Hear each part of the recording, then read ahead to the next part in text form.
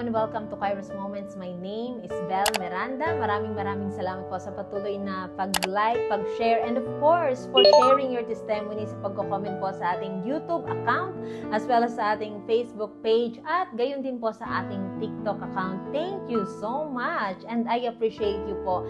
And if you think our videos sa mga pinopost po natin ay nakaka-inspire and will help people na somehow ay ma-encourage, I'd like to encourage you to share our video, not for me, but for the glory of the Lord Jesus Christ, because God is so good. And also, you may share your testimony. Kindly comment your testimony. It is now time to share the goodness of the Lord in our life. Now, okay, for this episode, let's discuss about the distinctions between godly and worldly wisdom. But first, let me share my testimony with you, and this video is para sa mga magulang and also sa mga kabataan na mga nangangarap. Now, we have to face the reality. Now, let me begin my testimony with you. When I graduated from college, ang naging pangarap ko po noon ay, sabi ko, naka-mindset na po sa akin na kailangan pag nakuha ko ang diploma ko, kailangan makaluwas kaagad ako ng Manila. Kasi I was thinking na ang greener pasture or the best opportunity ay nasa Manila. So that was my imagination when I was in our province. Now, nung lumuwas po ako sa Manila, hindarap ko na po ang reality. And I remember I tried to apply sa iba-iba po, and dahil po bago lang po ako and I am a probinsyana, so I remember po I went to MRT and sumakay po ako doon, at doon po sa baba ng MRT ay may nagbibigay ng flyer, at doon sa flyers po may nakalagay po doon ay hiring. So sa lahat po na mag-a-apply, you're planning to apply sa Manila, if galing ka sa probinsya, this is for you.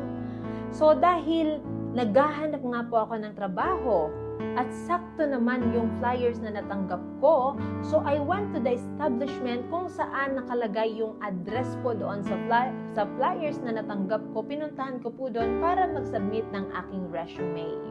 So, ang nakalagay doon ay marketing, iba-iba na position. So, I applied for a position na sa tingin ko po ay sakto sa akin.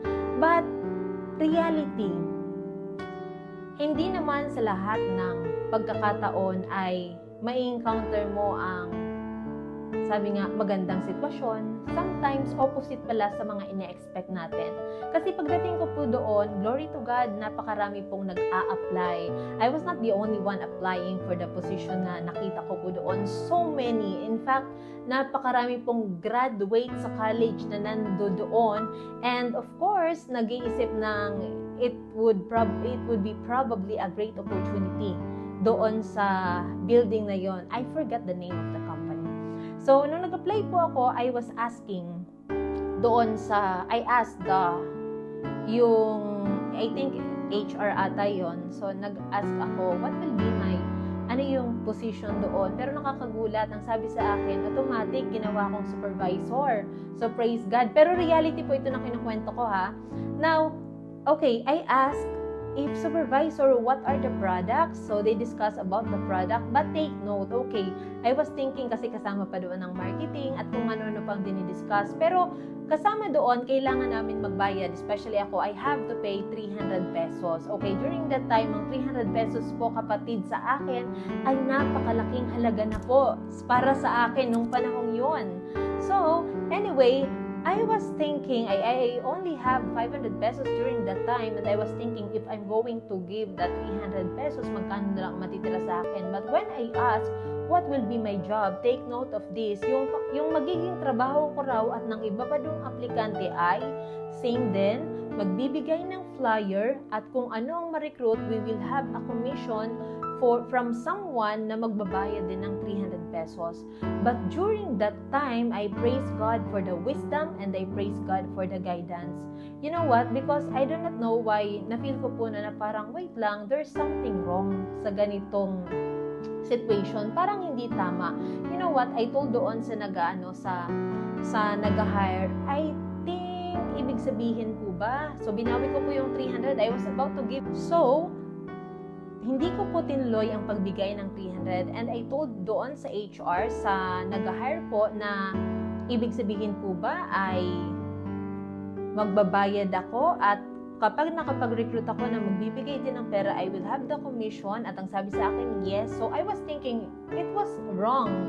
Totally wrong po yun sa realidad po. Sa madaling salita po, naisip ko po, so manluloko ng tao. Kasi kung yun ang magiging trabaho, mag-recruit, and many people will pay, and I will have the commission. So, it is talagang maling-mali. Now, why am I discussing this and sharing this with you? Okay.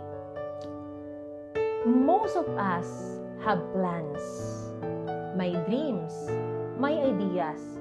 But the question is, yung idea ba na meron tayo ay idea na galing sa Panginoon? Galing ba ang wisdom na yan? Is it godly wisdom or worldly wisdom? And lahat po tayo gusto maging successful sa buhay. Gusto natin na makita natin ang ating mga mahal sa buhay, na umangat din, na mabless din, favored by God. But there are times sa ating buhay na nalalagay tayo sometimes sa alanganin at sa kagipitan. But the question is, sa kabila ba ng kagipitan, sa kabila ba ng kahirapan, kaya ba natin mag-stand sa righteousness? At yung mga idea ba na meron tayo sa mind natin? And the desire ba na meron tayo sa puso natin? Is it from the Lord? Now, let me share this verse with you. In James chapter 3, verse 17, "But the wisdom that comes from heaven is first of all pure, then peace-loving, considerate, submissive, full of mercy and good fruit, impartial and sincere." So, in verse 16, "For where you have envy and selfish ambition, there you find disorder and every evil practice." Okay, now, the opposite between godly and worldly wisdom. Now, iba-iba po yung idea natin, iba-iba po yung pananaw natin sa buhay, at lahat po tayo siguro may pangarap sa buhay. Pero we have to consider na, yung meron ba tayo ngayon right now na iniisip? Yung meron ba tayo sa puso natin na desire? Ito ba ay, galing ba ito sa Panginoon? Is it a wisdom from heaven? Or baka galing na sa mundo? Because if it is not pure, if it will harm others, definitely it doesn't come from God. So, there are times po sa buhay natin na isipin natin na, may mga opportunity, good opportunity that this world may offer. Pero, we have to consider the will of the Lord. We have to consider the wisdom that comes from heaven. Because if it is from the Lord, hindi ito magkukos ng harm sa ibang tao. It is considerate, it is peace-loving, it is sincere, it is impartial, it is submissive, it is full of mercy and good fruit. So we have to consider and analyze and meditate sa bawat desisyon natin, sa bawat desire na meron sa puso natin, sa bawat opportunity na ihahain sa atin, ito ba ay galing sa Panginoon? Because if it is from God, it is pure. Hindi tayo mag-take advantage.